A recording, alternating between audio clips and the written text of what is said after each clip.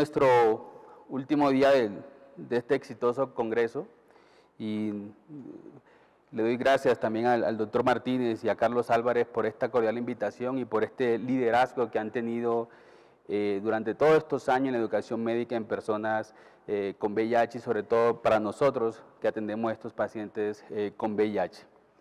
Bueno, la Asociación Colombiana de Infectología inicialmente sacó unas guías de manejo integral para pacientes o personas que viven con el VIH y hubo una necesidad de ampliar estas recomendaciones a una problemática del día a día de nuestra consulta médica.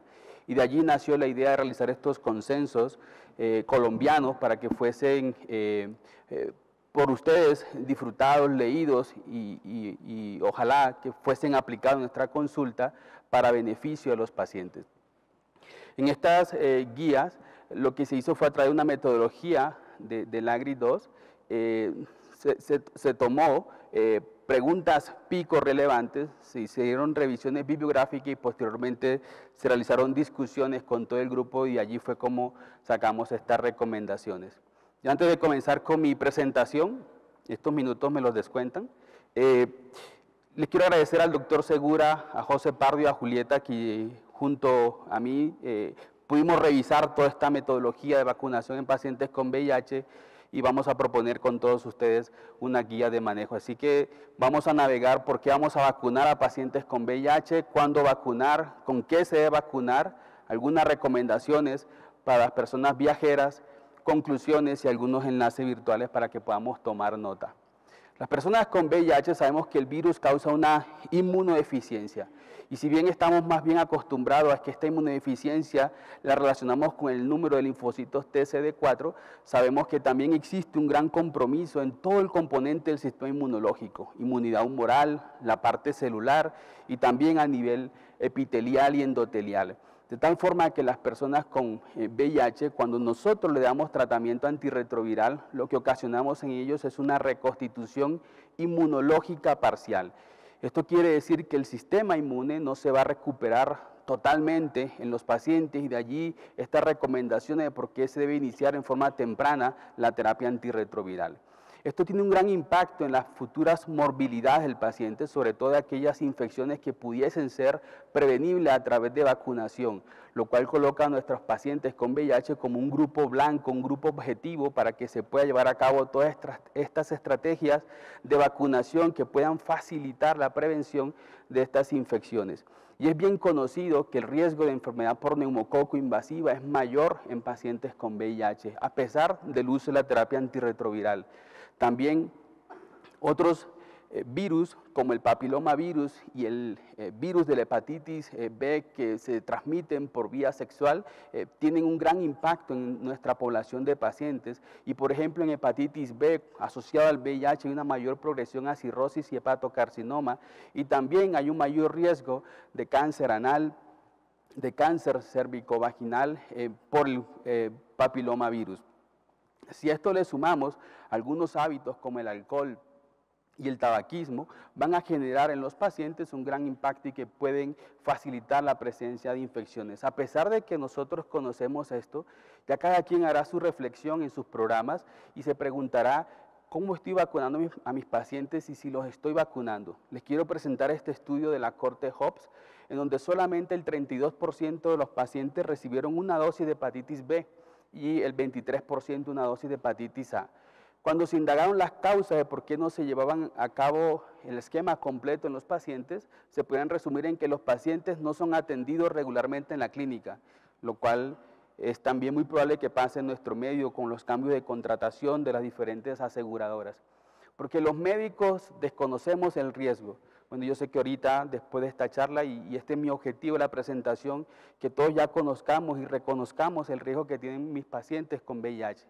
Porque los CD4 están bajos, entonces, ¿para qué los vacunamos? Y otra muy importante, porque el seguro médico no paga, y aquí le agregamos en Colombia el MIPRES y todas estas cosas que hay que hacer y que generan algún tipo de obstáculo para que se puedan llevar a cabo todas estas estrategias. En vacuna a la influenza solamente el 42%, y como pueden ver ustedes en esa gráfica, el mayor pico de vacunación influenza ocurrió en el año 2009, y apenas fue el 50%, y esto todo con el boom del H1N1. Y si vamos a estudios más recientes, publicado en el Annals, recientemente se demostró cómo en una corte de pacientes, durante 3 años de los seguros médicos en los Estados Unidos, apenas el 30% había sido vacunado contra la hepatitis B, que sabemos que es una enfermedad prevenible y que tiene un gran impacto en salud pública y en los costos de atención en salud. Entonces, ya reconocemos que a los pacientes con VIH hay que vacunarlos. Ahora, viene la segunda pregunta que nosotros estudiamos y presentamos, y es ¿cuándo vacunar a los pacientes? Entonces, ¿cuándo vacunar? En el paciente con VIH, lo ideal es administrarlo lo más tempranamente posible, ojalá antes de la exposición y también antes de un daño inmunológico. Y nos preguntamos si el valor de CD4 pudiera tener un impacto en las estrategias de vacunación. Entonces, algunos autores mencionan que cuando los CD4 están por debajo de 200, es donde más se benefician la vacunación en los pacientes, porque allí es donde van a estar más inmunosuprimidos. Sin embargo, cuando se compara la eficacia de la vacunación, es decir, la forma como estas vacunas generan anticuerpos protectores en nuestros pacientes con CD4 bajos, válgase la redundancia, el nivel de vacunación protectiva va a ser bajo, lo cual va a reducir el efecto neto de la vacunación en estos pacientes. Y esto se debe a que no solamente el CD4 bajo, sino también que la carga viral son predictores independientes de la respuesta inmunológica. Y por ejemplo, diferentes estudios, tanto en población adulta como en población infantil, han demostrado que cuando los CD4 están bajos, no se correlacionan muy bien estos anticuerpos protectores, y que la mejor experiencia en vacunación va a suceder cuando mi paciente tiene terapia antirretroviral con más de 3 meses de tratamiento, con un porcentaje de CD4 por encima del 15%, que se correlaciona con CD4 mayores a 200 células por milímetro cúbico, y cuando la carga viral esté por debajo de 1000 copias.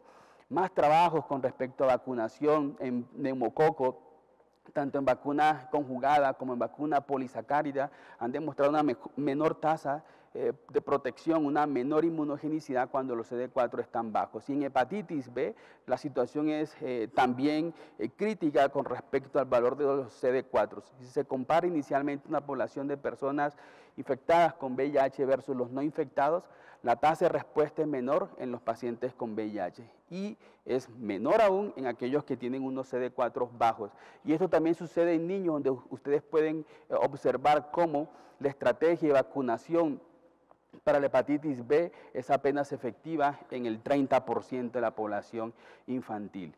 Y si nosotros a su vez decimos, bueno, tenemos un problema porque las vacunas en algunos pacientes no son tan inmunogénicas, pero en aquellos que sí logran desarrollar anticuerpos, ¿qué tanto dura estos niveles de anticuerpos? Fíjese este trabajo sobre vacunación en H1N1, en donde se demuestra una vez más que la tasa de respuesta es menor en las personas infectadas con el virus, y que a su vez el nivel de anticuerpos protectores también disminuye más rápidamente en el tiempo en las personas con VIH. De allí que algunos autores recomiendan que a las personas con VIH, dependiendo del ciclo de influenza que hay en ese año, las personas con VIH se deberían vacunar 2 veces cada año contra la influenza. Bueno, las personas con VIH, y esto lo dice la Guía Colombiana de Vacunación en Adultos, publicada en el año 2016, menciona que las personas con VIH sin síntomas y con más de 500 células CD4 son suficientemente inmunocompetentes para poder recibir cualquier vacuna necesaria e indicada. Es decir, lo ideal es que podamos llevar a nuestros pacientes a 500 CD4, pero en ese camino nosotros vamos a encontrar de que nuestros pacientes, muchos, la mayoría, van a llegar en una fase avanzada o con un gran deterioro en sus CD4, y que tampoco podemos esperar un beneficio potencial de las vacunas cuando la terapia antirretroviral surja efecto y tengamos más de 500 CD4. De todas formas, la guía también recomienda que aquellos pacientes con VIH y CD4 entre 200 y 500 se consideran con algún grado de inmunodeficiencia, y aquellos con menos de 200 CD4 no deben recibir vacunas atenuadas, especialmente si tienen síntomas sobreagregados con una estrategia de recomendación D3. Entonces, ¿Con qué debemos vacunar a las personas con VIH? Lo primero, como mencionamos, vacunación para el neumococo. ¿Y cuál es la estrategia de vacunación? Lo ideal, pacientes con más de 200 CD4, una vacuna conjugada y 8 semanas posteriores, una estrategia de vacunación polisacárida y un refuerzo de vacuna polisacárida a los 5 años de esta estrategia de vacunación. En personas que tienen previamente una vacunación con el componente polisacárido, se podrían vacunar en un año con una vacuna conjugada y si ya recibe terapia antirretroviral y tiene CD4 por encima de 200. Nosotros discutimos mucho y yo recuerdo que en la mesa de discusión dijeron, no, vamos a definir vacunas porque esto es lo más rápido y la verdad es que nos gastamos casi toda una tarde discutiendo si las personas con menos de 200 CD4 se deben o no se deben vacunar contra el neumococo. Y en consenso definimos que estos pacientes con menos de 200 CD4 que la probabilidad de que la respuesta inmunogénica no sea igual a aquellas personas con 200 CD4, nosotros recomendamos en consenso que se debe dar el beneficio de la vacunación para el neumococo en esta población de pacientes. ¿Cuáles son las diferencias entre las vacunas? La vacuna conjugada tiene una estimulación sobre el linfocito T de memoria, mientras que la vacuna polisacárida o 23 tiene una estimulación sobre el linfocito B. Cuando hablamos del linfocito T de memoria estamos hablando de una respuesta que puede ser duradera en el tiempo. Sin embargo, la vacuna conjugada tiene 13 serotipos, la polisacárida 23. Y aunque la vacuna conjugada tiene una cobertura aproximadamente del 60-65% de los neumococos que circulan en nuestro medio, dar las dos estrategias de vacunación nos va a permitir, primero, una mayor erradicación de la colonización nasofaringea por el neumococo. Segundo, nos va a permitir tener un mayor número de serotipos del neumococo cubiertos. Y lo otro gran importante son estas gráficas que ya les voy a explicar. En estos estudios lo que se trató de demostrar cuál era la inmunogenicidad de las dos vacunas y cuál era la diferencia de estas estrategias secuenciales de las vacunas polisacárida y neumococo. Es decir, midieron en el tiempo si vacunando inicialmente con conjugada y luego con polisacárida le iban mejor a los pacientes en cuanto a la mayor obtención de títulos protectores de anticuerpos contra el neumococo. Y también lo hicieron si vacunaron inicialmente con la polisacárida y luego con la conjugada. La conclusión de este trabajo es que cuando usted vacuna inicialmente con conjugada y luego le da un refuerzo de polisacárida, obtiene grandes títulos de anticuerpos protectores. Es decir, como que la vacuna polisacárida actúa como un fenómeno de recorderis ante ese linfocito T de memoria que ya está activo por la vacunación previa con la conjugada. En vacuna influenza, la vacunación para la influenza, de hecho todos debemos estar ya vacunados contra la influenza, se encuentra recomendada para personas con VIH independiente de otros factores de riesgo como asma, tabaquismo, enfermedad cardiovascular, enfermedad renal o hepatopatía crónica. La vacunación se debe realizar en cualquier época del año, lo ideal según lo recomiendan las autoridades sanitarias en ese momento con todos estos ciclos y cambios climáticos, y la vacunación se debe realizar independiente del nivel de CD4 o carga viral. Como les mencioné, algunos autores, por estos trabajos de inmunogenicidad de la vacuna contra el H1N1, recomiendan que si existe una actividad intensa de H1N1 en forma estacional, a los pacientes posiblemente se les vacune 2 veces al año contra la influenza. Vacunación para la hepatitis B. Los pacientes con VIH se deben vacunar contra la hepatitis B. Aquí es muy crítico el valor de CD4 y lo ideal es que tengan más de 200 CD4 para que la tasa de seroconversión sea mejor en los pacientes. Importante, las 3 dosis en el tiempo como se recomienda el esquema de vacunación para la hepatitis B, que no se nos olvide que 2 meses aproximadamente de la última dosis de la vacuna de la hepatitis B, medir los anticuerpos contra el antígeno de superficie de la hepatitis B. Y si estos anticuerpos están por un título por debajo de 10, se recomienda revacunar al paciente con esquema completo. Como la vacunación de la hepatitis B, los anticuerpos comienzan a disminuir en el tiempo, cada año debemos realizar medida de los títulos de anticuerpos contra la antígeno de superficie y una vez observemos que están por debajo de 10, revacunar al paciente. Con respecto a otras vacunas como hemófilos influenza, meningococo, no hay ninguna recomendación especial en la población con VIH diferente a la población general. La vacuna para difteria, tétano y toferina se puede aplicar a las personas con VIH y sus refuerzos cada 10 años como un individuo inmunocompetente. En hepatitis A, vacunar a los pacientes si los títulos de anticuerpos contra la hepatitis A son negativos, usando 2 dosis con intervalos entre ellas entre 6 y 12 meses. Y lo que dicen la mayoría de las guías, incluyendo la nuestra, es que todo paciente con VIH que tenga anticuerpos para la hepatitis A negativo, y sobre todo aquellos que tengan una enfermedad hepática crónica, hombres que tengan sexo con hombres, usuarios de drogas inyectables, pacientes con antecedentes de hepatitis B o hepatitis C, se deben vacunar contra la hepatitis A. En el VPH recomendamos la vacuna tetravalente o bivalente en mujeres desde los 13 hasta los 26 años y en hombres hasta los 21 años. Y de hecho, en aquellas personas que tienen sexo anal, la extensión de la estrategia de vacunación se realiza hasta los 45 años según los nuevos datos que tenemos. En virus vivos atenuados, cada día se va perdiendo el temor de estas vacunas vivas atenuadas en la población con VIH. Hay suficientes estudios en donde se demuestra y como lo refuerza la guía colombiana publicada en el 2016, en donde un paciente con más de 200 CD4 o más de 500 CD4 se podría considerar casi inmunocompetente. De allí que el riesgo de una activación o una reactivación de estas infecciones por fiebre amarilla, varicela, herpes, que son por vacuna de virus vivos, son poco probables o casi nulas en la población de pacientes con más de 200 CD4.